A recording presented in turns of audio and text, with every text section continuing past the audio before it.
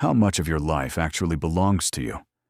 Think carefully before you answer, because you may have chosen your career, your clothes, your relationships, your opinions, your ambitions, even the way you speak. But how many of those choices were truly yours? And how many were made because somewhere, silently, you were afraid of what other people would think? Most people will never admit how much of their lives are controlled by an invisible audience. They wake up thinking about how they are perceived. They hesitate before speaking because they fear sounding foolish. They remain in relationships because leaving would require explanations. They buy things they do not need to impress people they do not even admire. They tolerate disrespect because confrontation might make them unpopular. They abandon dreams because failure would be embarrassing. And sometimes they become successful for the same reason.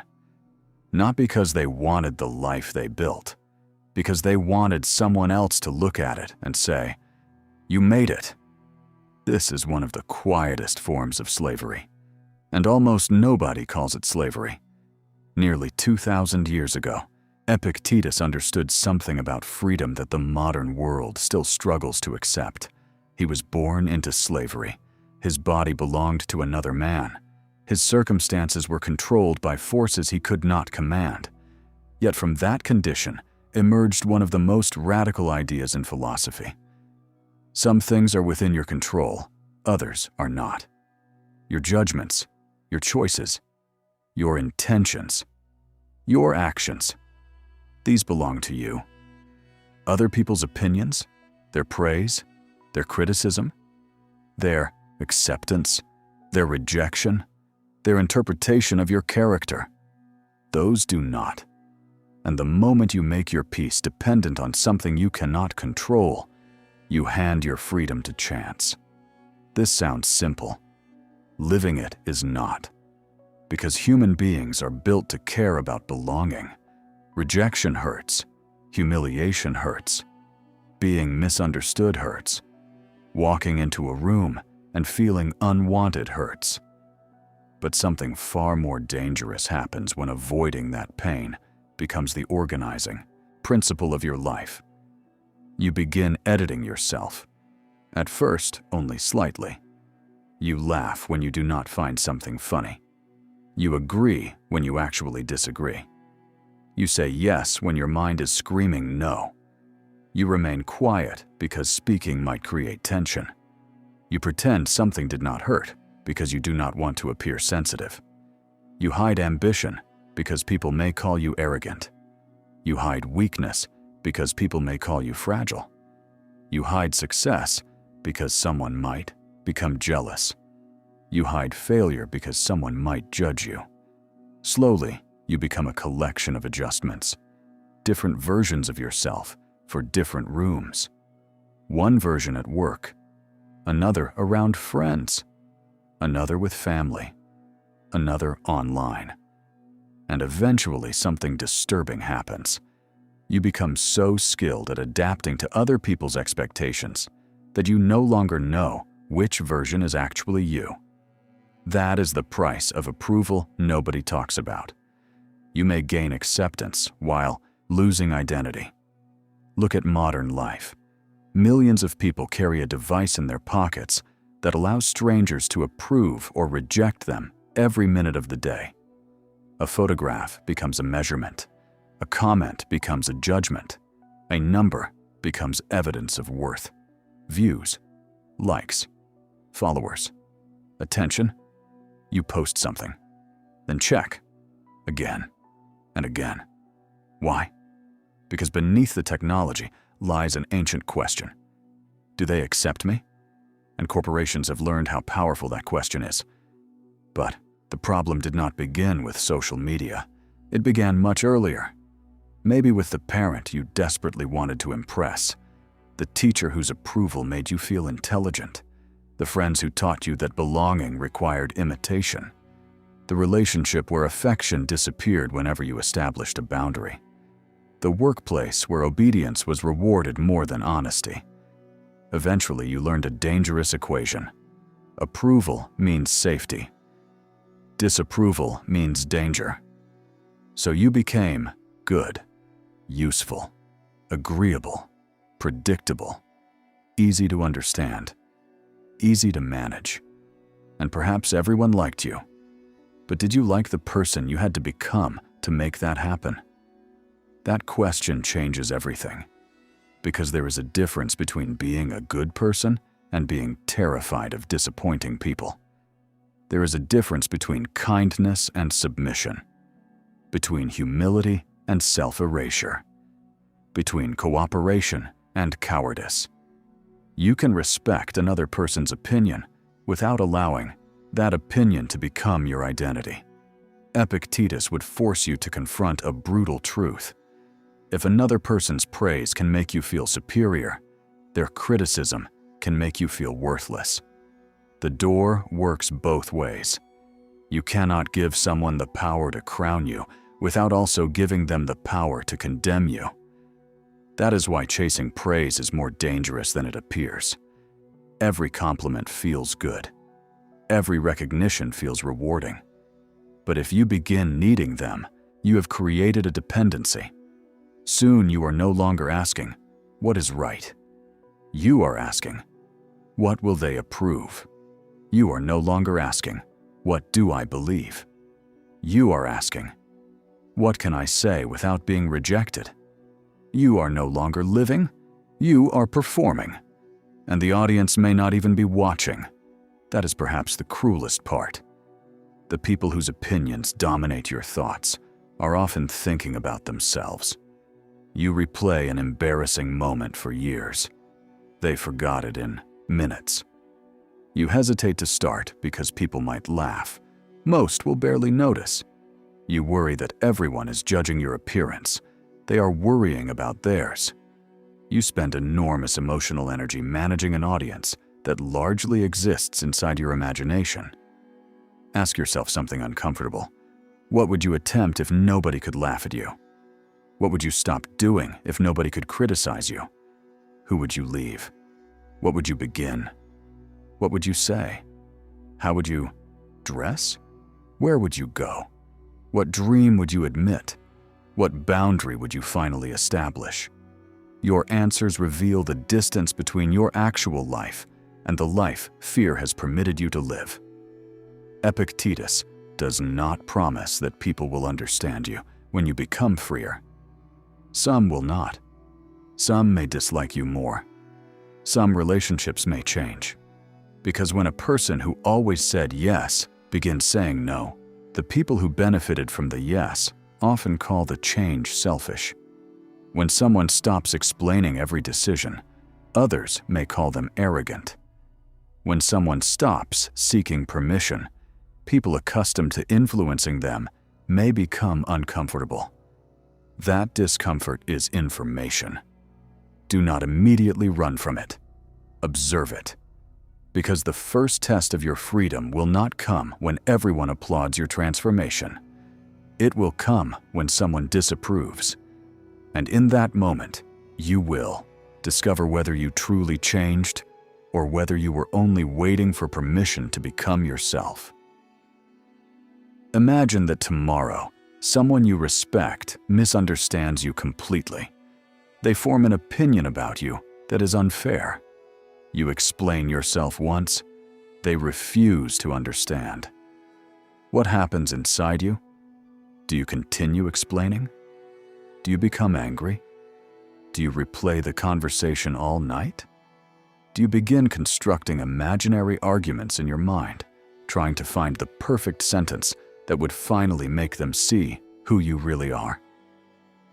If so, pay attention, because this is where Epictetus becomes uncomfortable. You want control over another person's judgment, but you do not have it. You can speak clearly. You can act honorably. You can correct false information. You can defend yourself when necessary.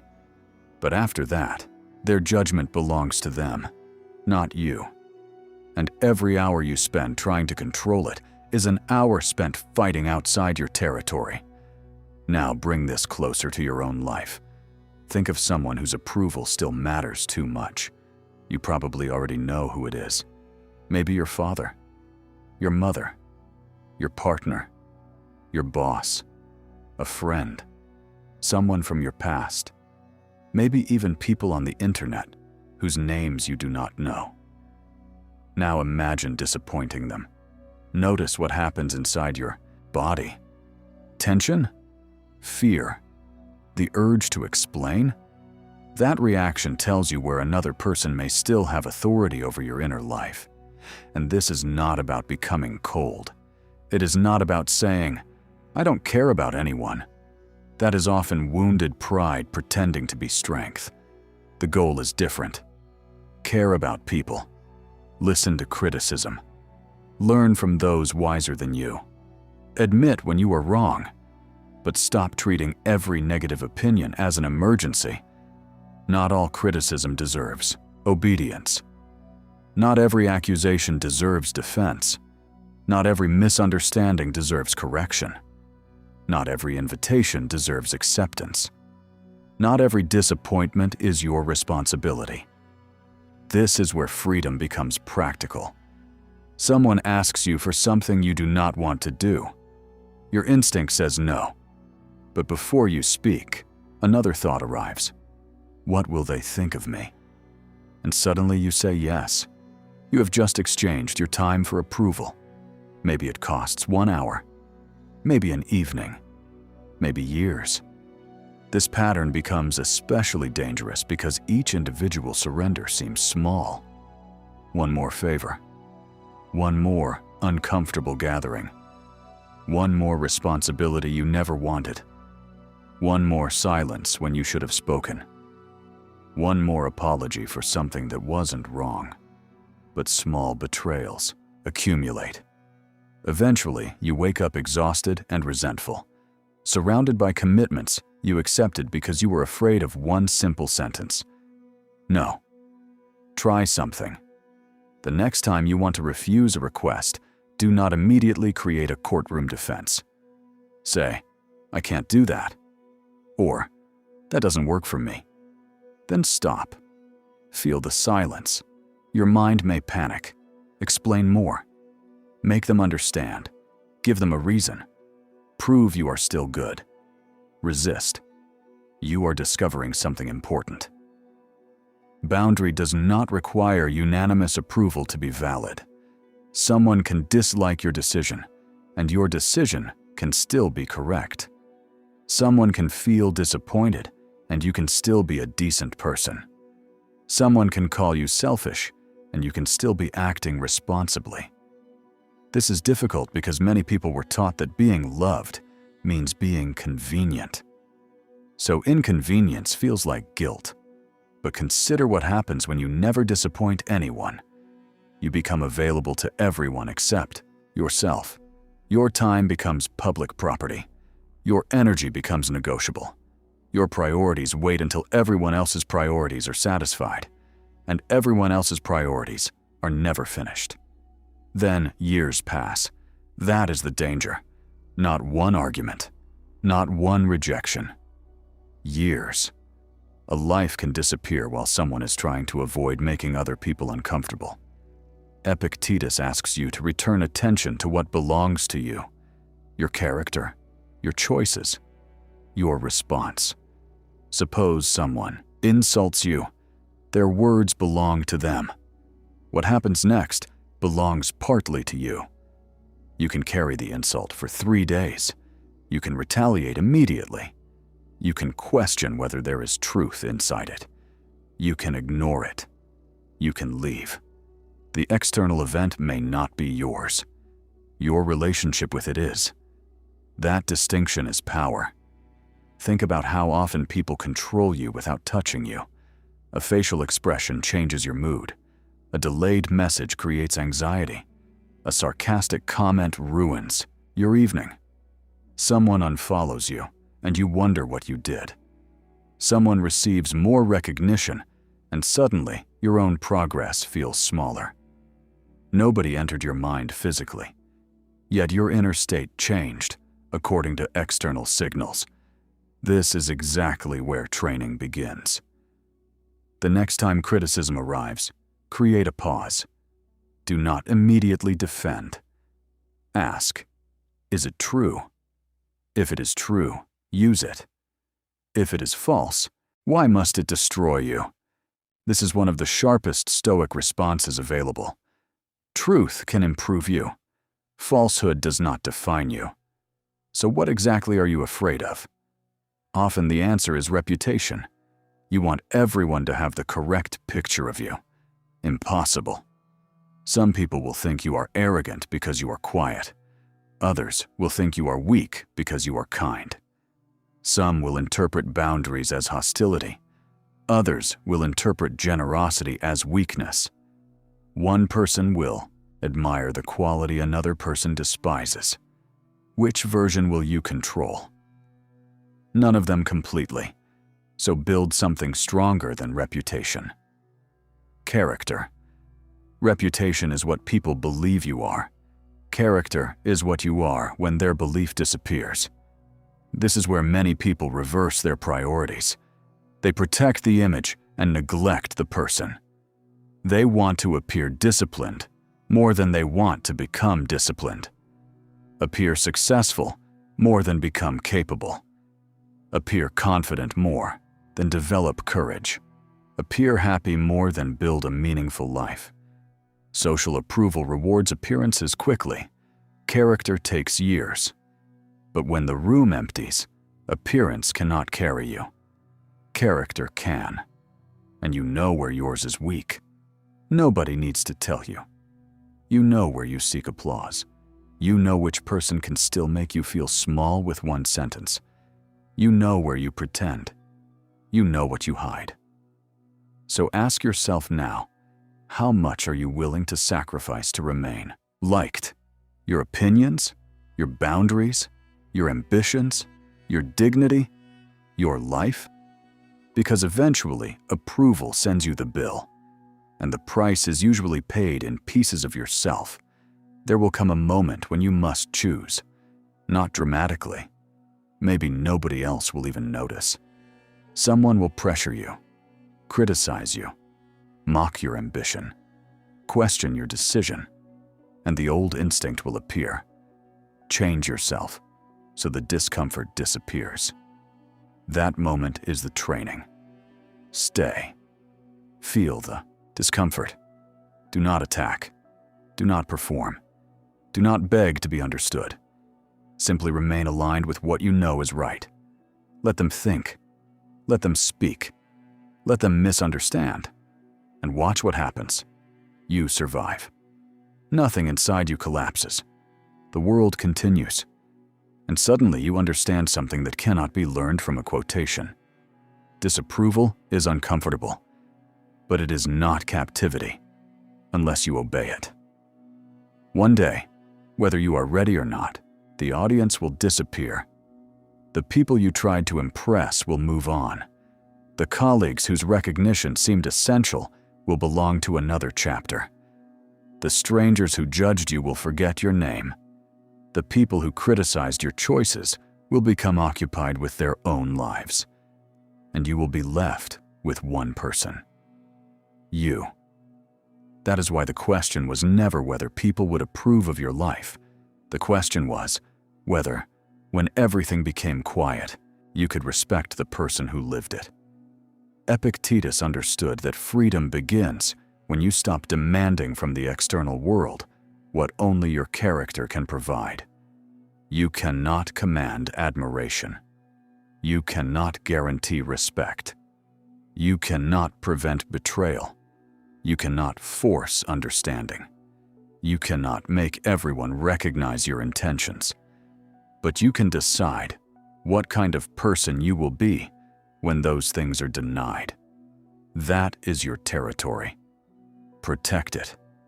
Because every meaningful life eventually requires the courage to disappoint someone.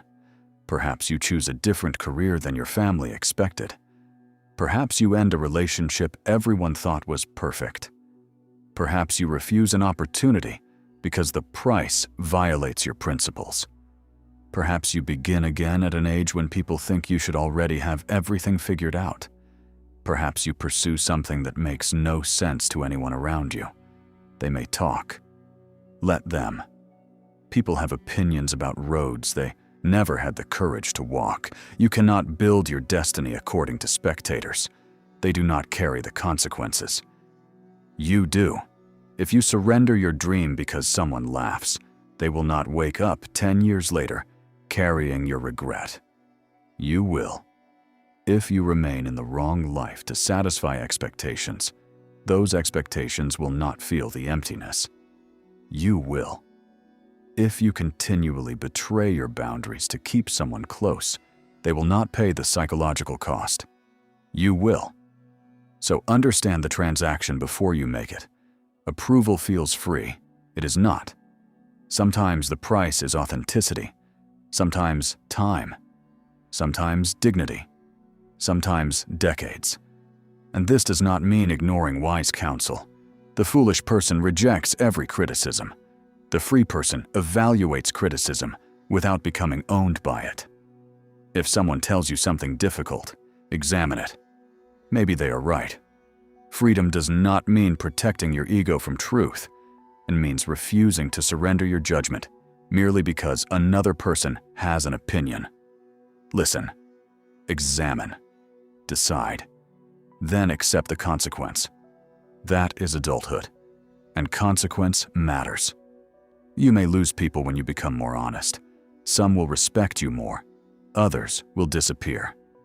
Do not automatically interpret departure as failure. Some relationships were connected not to who you were, but to the role you performed. The agreeable one, the rescuer, the one who always answered, the one who never confronted, the one who absorbed disrespect and called it patience. When the role disappears, the relationship may be forced to reveal what it actually was. Let reality reveal itself. You do not need to become cruel. You do not need revenge. You do not need to announce that you have changed. Just stop abandoning yourself to maintain peace with everyone else. There is no peace in that. Only delayed resentment. Real peace is different. It allows disagreement. It allows boundaries. It allows someone to walk away. It allows you to say, I understand that you disagree, and still continue walking. Imagine the power of reaching that point. Someone criticizes you. You listen. No panic. Someone rejects you. It hurts, but you do not beg. Someone misunderstands you. You clarify if necessary, then release it. Someone succeeds before you. You do not make their success evidence of your failure. Someone refuses to recognize your value. You do not spend the next year trying to prove it. You continue building, quietly. This is the person Epictetus would recognize as becoming free. Not someone without emotion. Someone whose emotions no longer hold absolute authority. Not someone who never feels rejection. Someone who refuses to let rejection decide his direction. Not someone who does not hear criticism. Someone who knows how to separate useful criticism from noise. You will still feel things. Good. You are human.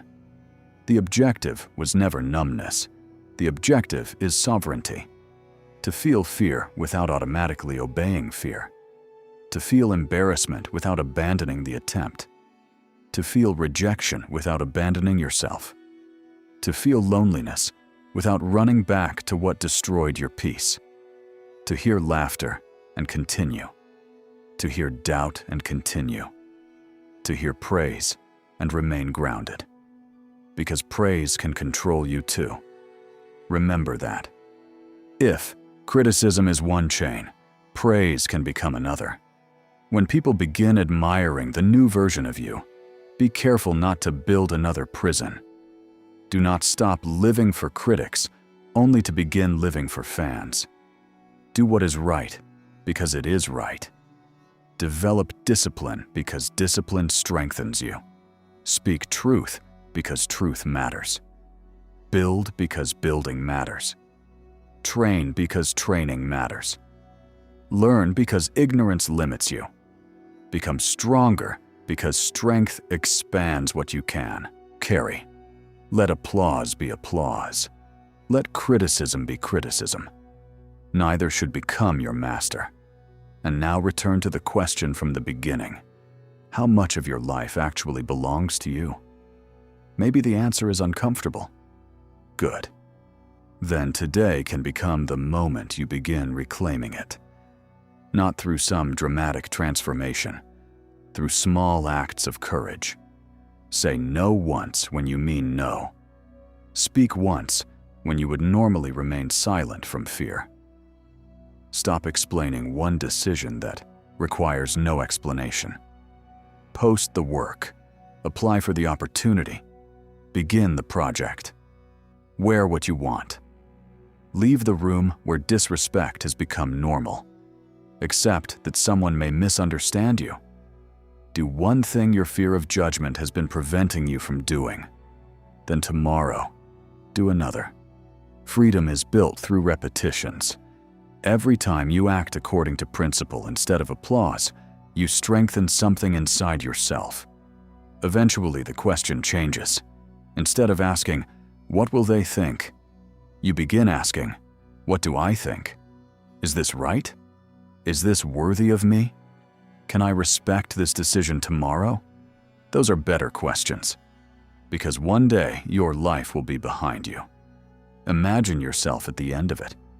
Not today. Not next year. The end. Look backward. What would hurt more? Knowing that some people criticized you because you chose your own path.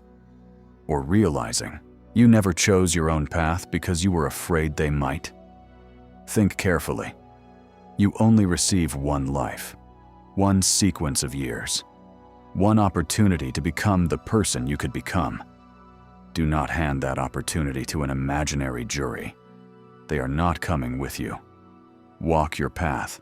Accept correction. Learn constantly. Remain humble. But stop asking permission to become yourself. If someone loves you, appreciate them. If someone praises you, thank them.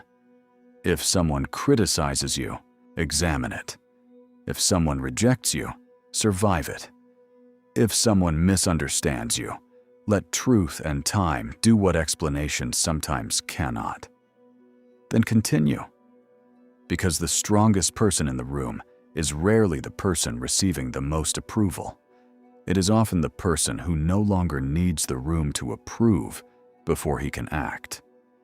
If these words made you recognize a place where you have been living for other people's opinions, write one word in the comments. Freedom. And if you are willing, answer one question. What would you change in your life today if you were no longer afraid of what people would think? Your answer may be the first honest step toward the life you have been postponing. Subscribe to the Silent Order if you are building discipline, clarity, self-command, and a mind that cannot easily be ruled by the noise of the world. Do not wait until everyone understands you. Do not wait until nobody criticizes you. Do not wait for permission. By then, you may have spent the very life you were trying to protect. Remember what belongs to you: your judgment, your choices, your actions, your character. Guard them carefully, because the moment you stop living to satisfy the audience, your life finally becomes your own. Imagine that tomorrow, someone you deeply respect looks you in the eyes and tells you that you are making a mistake. Not a stranger, not someone whose opinion means nothing. Someone whose approval you have wanted for years. They question your choices. They criticize the direction of your life. Maybe they laugh at the dream you have been quietly building. Maybe they tell you that you have changed, that you have become selfish, difficult, cold, arrogant. What happens inside you? Do you remain certain of your direction? Or does your confidence suddenly begin to collapse? This is where philosophy stops being something you read and becomes something you must live. Because it is easy to say that you do not care what people think when nobody important is criticizing you. It is easy to speak about freedom when your decisions are being applauded. The real test begins when becoming yourself costs you approval. Epictetus understood this better than most. His philosophy was never designed to make life comfortable. It was designed to make the mind free. And freedom has a price. Sometimes that price is being misunderstood. Think of someone whose approval still has too much power over you. You probably already know who it is. Maybe your father, your mother, your partner, your boss, your friends, someone from your past, maybe people online whose names you do not even know. Now imagine disappointing them. Notice what happens. Tension, fear, guilt, the immediate desire to explain yourself. That reaction reveals something important. It reveals where another person's judgment may still have authority over your decisions. And this does not mean you should stop caring about people. That would be another form of weakness disguised as strength. The goal is not to become cold. The goal is not to become arrogant. The goal is not to walk through life saying, "I don't care what anyone thinks." Sometimes you should care. If a wise person points out a flaw in your character, listen. If someone you trust tells you that your behavior is hurting others, examine yourself. If criticism contains truth, use it. But there is a profound difference between listening to criticism and surrendering to it. One helps you grow. The other teaches you to obey. Epictetus would ask you to separate what belongs to you from what belongs to others. Your intention belongs to you. Your actions belong to you. Your principles belong to you. Their interpretation belongs to them. You can explain yourself honestly. You can correct a lie. You can clarify your intentions. But eventually, you reach a boundary. Beyond that boundary, you are trying to control another person's mind, and you cannot. Yet people spend years doing exactly that. They replay conversations while lying awake at night. They imagine better responses. They create arguments for conversations that have already ended. They think, "I should have said this. I should have explained that. Maybe if I send another message, they will finally understand. Maybe if I prove myself, they will respect me. Maybe if I become more successful, they will regret doubting me."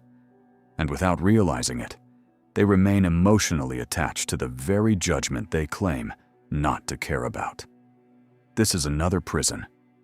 Wanting to prove someone wrong can control you just as much as wanting their approval.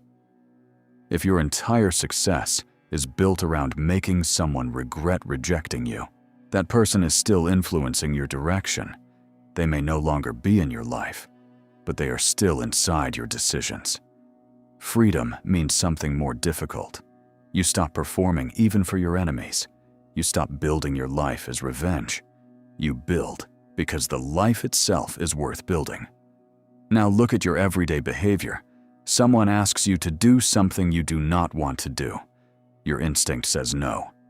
But another thought immediately arrives. What will they think of me? So you say yes. One word. Yes. It seems harmless, but you have just exchanged a piece of your time for approval.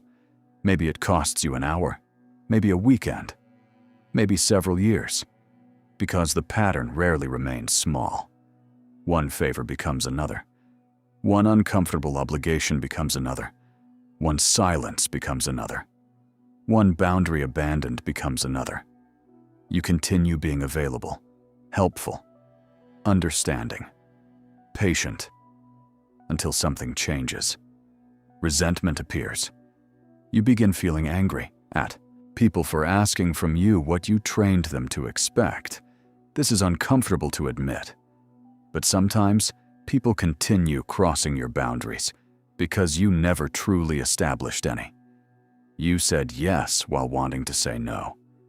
You smiled while feeling disrespected. You stayed while wanting to leave. You told people everything was fine when it was not. Then you expected them to somehow understand the boundary you never expressed. This is where responsibility enters. You cannot control whether someone respects your boundary, but you control whether you continue abandoning it. Try something the next time you want to refuse a request. Do not create a courtroom defense. Do not prepare 10 reasons. Do not write a speech. Say, "I can't do that," or "That doesn't work for me." Then stop. Feel what happens inside you. Your mind may immediately demand, explain yourself. Make sure they are not angry. Make sure they still like you. Give them another reason. Prove you are a good person. Do not run from that discomfort. Study it, because that discomfort is the exact place where your dependence on approval has been hiding. A boundary does not require unanimous approval to be legitimate. Someone can dislike your decision, and your decision can still be right. Someone can feel disappointed, and you can still be a decent human being. Someone can accuse you of changing, and maybe they are correct. Maybe you needed to change. Sometimes people say, "You've changed," as though remaining the same forever were a virtue. Of course you changed. Life taught you. Pain taught you. Mistakes taught you. Betrayal taught you. Responsibility taught you. Why should the person you were 5 years ago be allowed to dictate who you must remain today? The more important question is, what did you become? More disciplined? More honest? More responsible? More capable of saying no? More selective about where your time goes? Then perhaps the people complaining about your transformation were benefiting from your lack of boundaries. Pay attention to that. When you stop being endlessly available, some people will call you distant. When you stop accepting disrespect, some will call you difficult. When you stop explaining yourself, some will call you arrogant. When you stop chasing, some will say you no longer care. When you choose yourself after years of self-neglect, someone may call you selfish. Do not immediately believe the label. Examine the pattern. Ask, did I become cruel? Or did I simply become harder to use? That distinction matters. And now consider another prison, the need to be understood. This one is subtle. You may not need everyone to like you, but you desperately need them to understand why you did what you did. So you explain, and explain, and explain again. You want the final conversation, the perfect message, the sentence that finally makes them say, "Now I understand." Sometimes that moment never comes. Some people misunderstand you because they do not have all the information. Others misunderstand you because your truth conflicts with the story they need to believe. You cannot solve both problems with explanations. There are moments when silence becomes healthier than another defense. You know what happened. You know what you tolerated. You know why you made the decision. If your conscience is clear and your actions can withstand honest examination, you may have to accept something difficult. Someone may carry the wrong version of you forever. Can you live with that? That question separates emotional dependence from inner freedom. Because if everyone must understand you before you can have peace, your peace belongs to everyone. Epictetus would never accept that arrangement.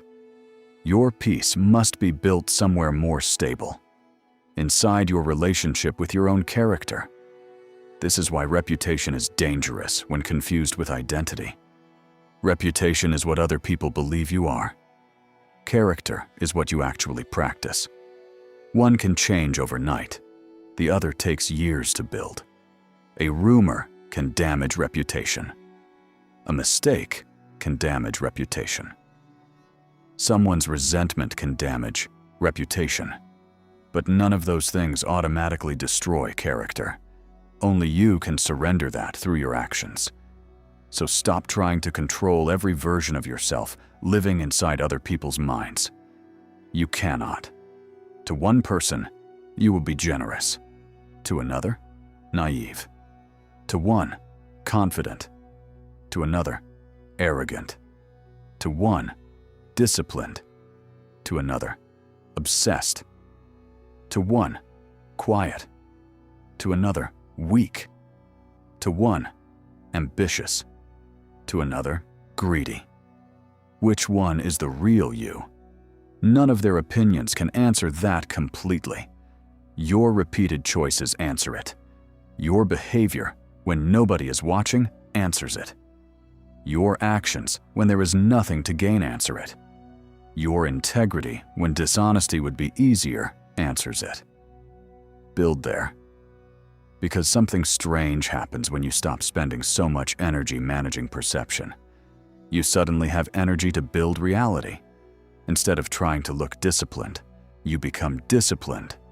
Instead of trying to appear confident, you practice courage. Instead of showing everyone your plans, you work on them. Instead of announcing boundaries, you enforce them. Instead of convincing people that you have changed, you allow consistency to demonstrate it.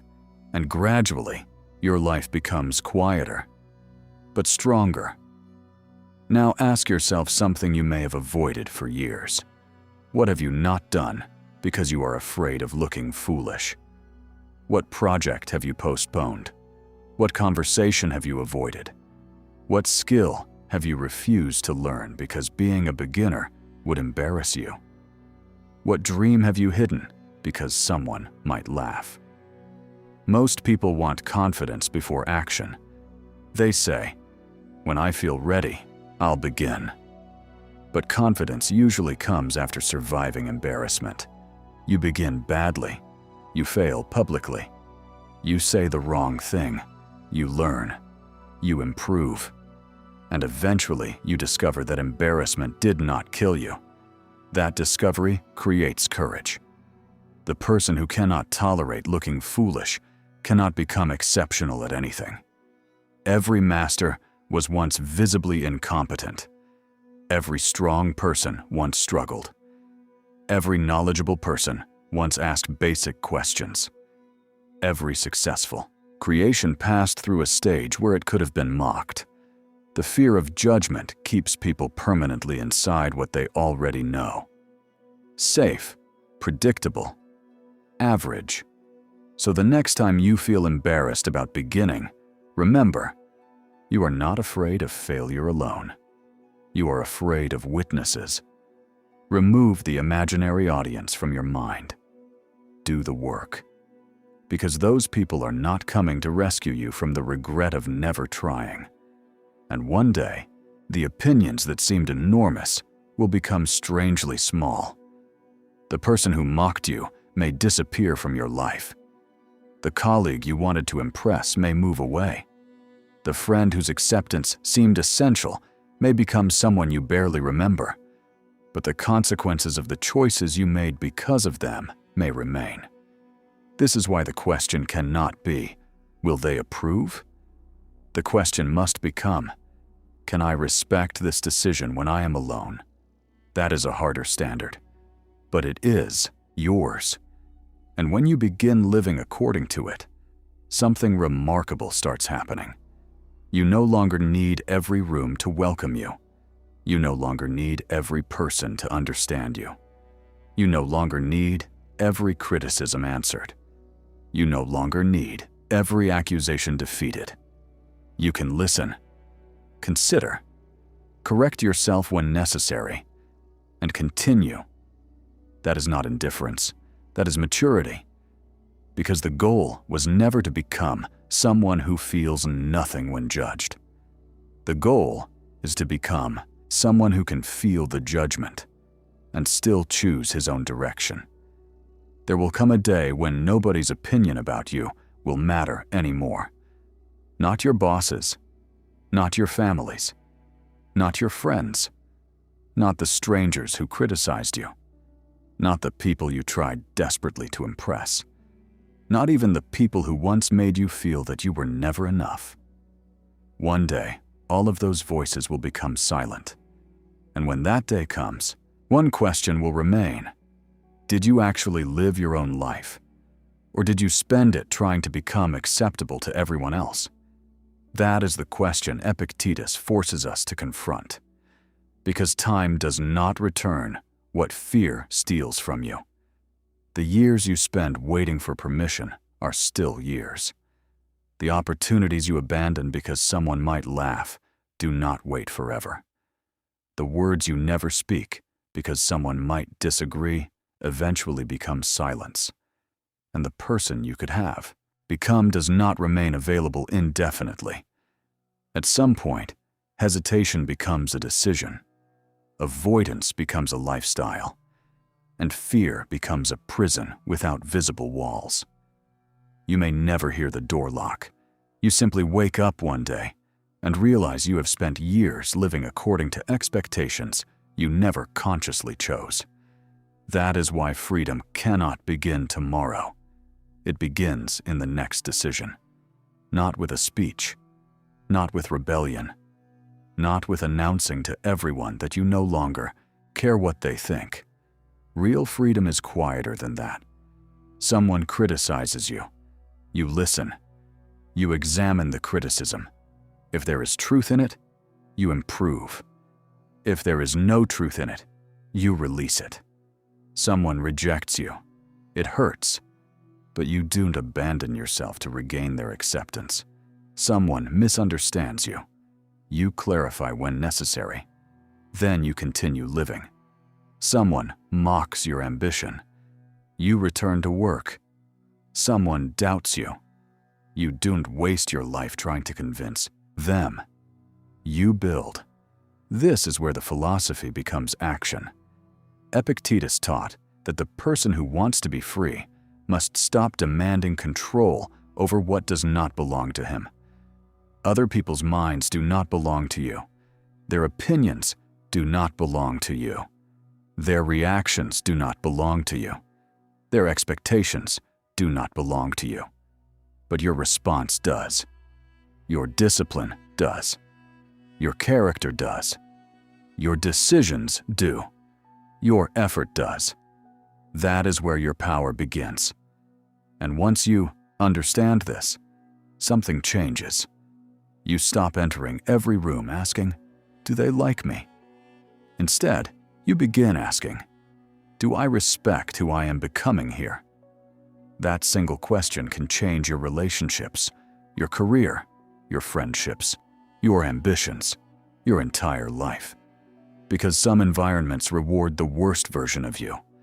Some people prefer you insecure because insecurity makes you easier to influence. Some prefer you silent because your voice would force uncomfortable conversations. Some prefer you dependent because dependence guarantees access. Some prefer you without boundaries because your boundaries interfere with what they want. When you begin changing, these people may resist. Do not be surprised. The version of you that had no boundaries was convenient. The version that constantly explained himself was predictable. The version that feared rejection was controllable. The version that needed approval could be negotiated with. But now something different is happening.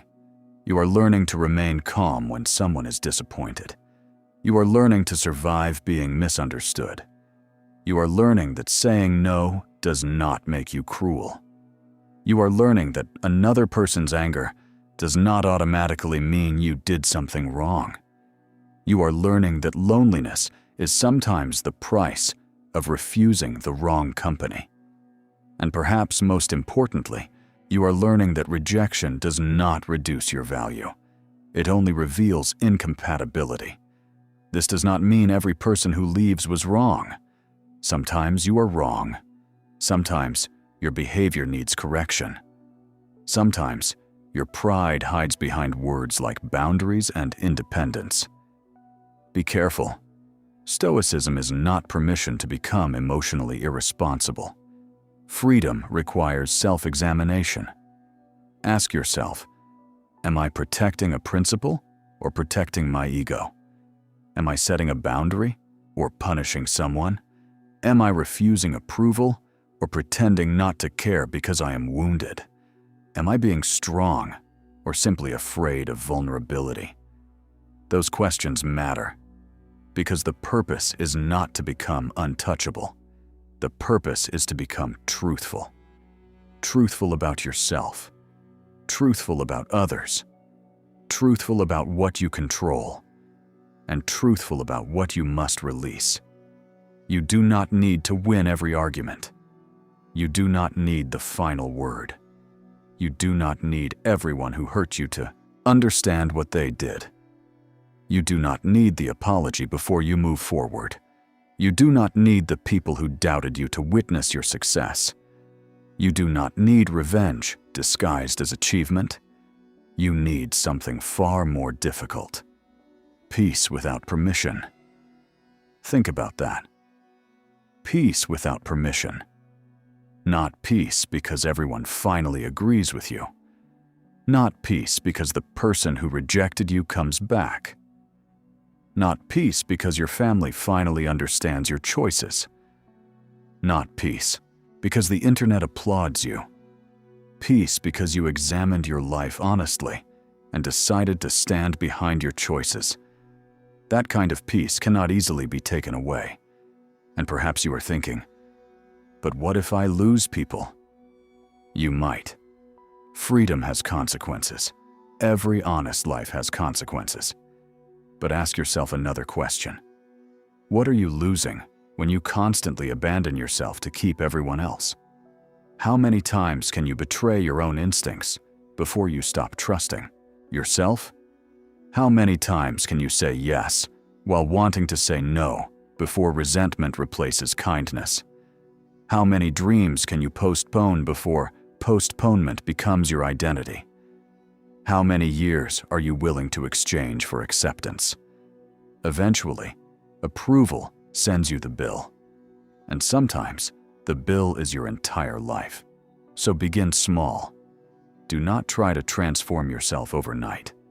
The next time someone asks for something that violates your priorities, pause. The next time someone criticizes you, do not immediately defend yourself. The next time you feel the urge to prove yourself, ask whether proof is actually necessary. The next time someone misunderstands you, decide whether clarification will genuinely help.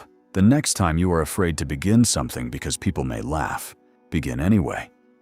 Small acts, repeated consistently. That is how identity changes. You teach yourself that discomfort is survivable. You teach yourself that rejection is survivable. You teach yourself that embarrassment is survivable. You teach yourself that being alone is survivable. And eventually something extraordinary happens. The fear does not necessarily disappear. You simply stop treating fear as an instruction. That is courage. Not the absence of fear, the refusal to surrender your direction to it. Imagine yourself 5 years from now. You finally started the project you kept postponing. You left the environment that was slowly destroying your confidence. You learned the skill you once felt embarrassed to begin. You stopped chasing people who repeatedly showed you they did not value your presence. You built discipline. You became stronger. You became quieter. You became more selective about where your energy goes. Now imagine the alternative. 5 years pass. You are still waiting, still explaining, still asking permission, still afraid of disappointing people who are busy living their own lives. Which future frightens you more? That is the question, because people often fear the pain of change while ignoring the pain of remaining the same. But remaining the same has a cost. Regret simply charges you later. Epictetus would remind you that death makes all of this urgent, not depressing. urgent. Your time is limited. Every day you spend performing for an audience is a day you cannot recover. One day, you will speak to someone for the last time without knowing it. One day, you will leave a workplace for the final time. One day, you will look into a mirror and realize decades passed faster than you expected. And one day, the question will no longer be, what will they think? The question will be, what did I do with the time I had? Imagine answering, I wanted to try, but people might have laughed. I wanted to leave, but people might have judged me. I wanted to speak, but people might have disagreed. I wanted to become something more, but I was afraid of looking foolish. Would those explanations comfort you then? Probably not, because deep inside, you already understand something. The people judging your path do not have to live with the destination. You do. So listen to advice, respect wisdom, accept correction. Remain humble enough to change when you are wrong, but never confuse humility with surrendering authorship of your own life. You must eventually decide, and then you must carry the consequence. That responsibility is heavy, but it is also freedom. Perhaps this is why so many people prefer approval. Approval allows them to avoid responsibility. If everyone agrees with the decision and it fails, they can say, I did what everyone told me. But when you choose for yourself, you lose that excuse. You become responsible. That is frightening and powerful. The free person does not say, nobody can tell me anything. The free person says, I will listen to everyone worth hearing, but I will decide what kind of person I become. There is an enormous difference, and from this moment forward, you can practice it. When criticism arrives, ask, is it true? If yes, learn. If no, release it. When praise arrives, ask, does this change what is right? If no, remain grounded. When rejection arrives, ask, what is still under my control? Then act there. When fear of judgment appears, ask, whose life am I living? Then remember, yours, not theirs, yours. And that means you have a responsibility to stop abandoning it. One day, perhaps sooner than you imagine, you will realize that the freedom you were searching for was never the freedom to make everyone respect you. It was never the freedom to silence every critic. It was never the freedom to control how people saw you. It was the freedom to let them see you however they choose, without allowing their perception to determine who you become. That is when the chains begin to fall. You no longer chase every misunderstanding. You no longer beg people to recognize your value. You no longer shrink to make insecure people comfortable. You no longer need applause before beginning. You no longer need permission before changing.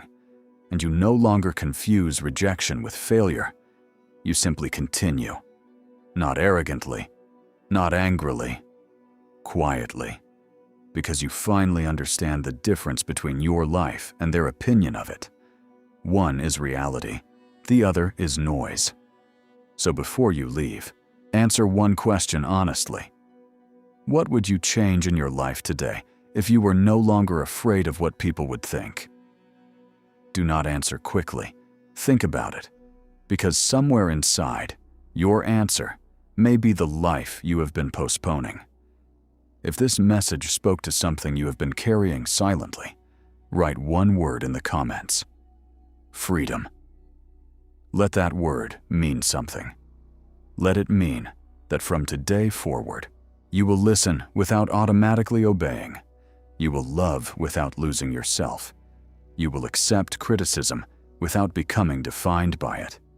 You will accept rejection without begging for acceptance. And you will walk your path even when nobody is standing beside you applauding. If you want to continue building discipline, clarity, self-command, and the ability to remain yourself in a world constantly trying to tell you who to become. Subscribe to the silent order.